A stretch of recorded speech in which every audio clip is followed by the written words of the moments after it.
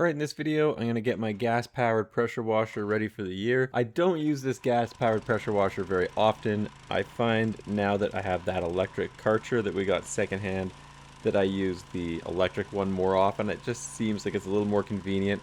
And I find this gas one is actually quite a bit more powerful, which you'd think would be good, except I usually use it on the cars, so I don't want to damage the paint and that sort of thing. So I do use the electric one a lot more than this one. Anyway, the first thing I'm going to do here before starting any work on this is to run this thing up for about 10 minutes. So I'm going to clean my driveway while I'm shooting this video and doing this work. And I do find that once I've done the work on this, it does run a little bit better.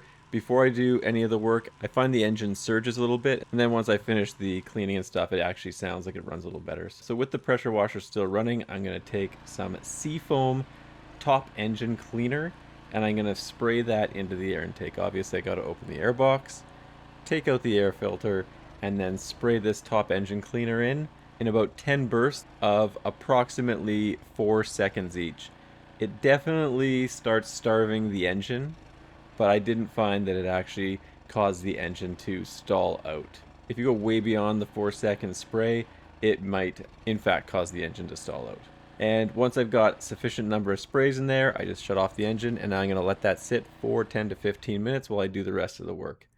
So these air filters are actually an oil impregnated filter, and you could just reuse them. So I'm going to clean it with soap and water, give it a few good squishes, and then I'm going to use the second bin, which is just straight up water, and get all of the soap out of it. So super simple. I'm going to squeeze some of the water out, and then while I'm doing other jobs, I'm going to let it dry off in the sun.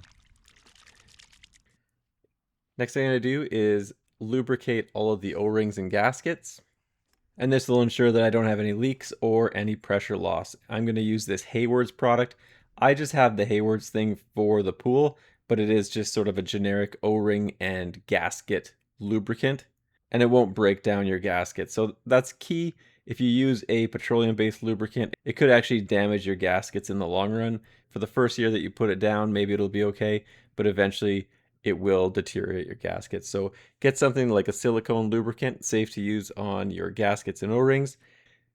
For your pressure washer, obviously you probably won't have this exact model, but there should be O-rings and gaskets on the gun as well as some of the attachment points on the machine itself.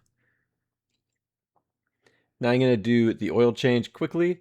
You can see the drain plug on mine is on the bottom of the unit. Some might be more like a lawnmower where you have to flip it over and dump it out the filler cap, but in my case there is a drain plug to remove. And it's actually just a square, so it just takes a 1/2-inch drive. So once I've got that out, I do just pick this thing up and throw it on top of my oil catch pan. A little bit awkward. This oil catch pan is probably not the greatest thing to use, but if it works, it works. And I do get all of the old oil out of the pressure washer. Obviously, it's going to make a bit of a mess, so I'm going to use some paper towel and clean it up. Now, I'm sure this drain plug would be fine by itself, but I am going to put some high temperature thread sealant on it as well, just to ensure that I don't have any leaks while I'm doing pressure washing. And as mentioned, the plug is just a 1/2-inch square drive.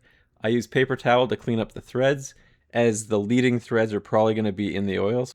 So I just wipe off the high temperature thread sealant and then reinstall that oil drain plug.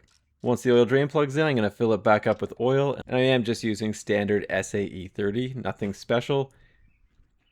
I do find you need to be a little bit cautious when you're reading the depth of the oil on these, because I just find that oil gets all over the dipstick when you're trying to put it down into the crankcase, and it could give you a false reading. So waiting for a few seconds after you put some oil into the pressure washer may be a good way to make sure that you get the right amount.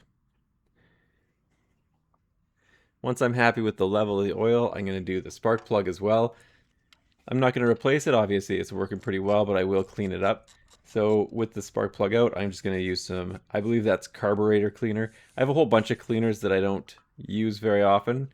I used them for maybe one video 5 years ago, and then haven't had the opportunity to use those cleaners again. So I'm assuming that that's carburetor cleaner, although it could be mass airflow sensor cleaner as well. I do use some 180 grit sandpaper to clean the spark plug up a bit. And then I spray it off with that CRC cleaner again and reinstall the spark plug. I don't use any specific torque spec, but I don't go crazy installing the plug.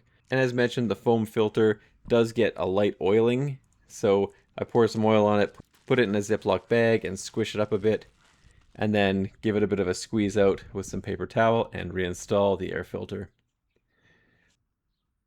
I've already put Seafoam engine cleaner and fuel stabilizer in this 5-liter jerry can, so I'm not going to put more in for this video, but I will put links in the description.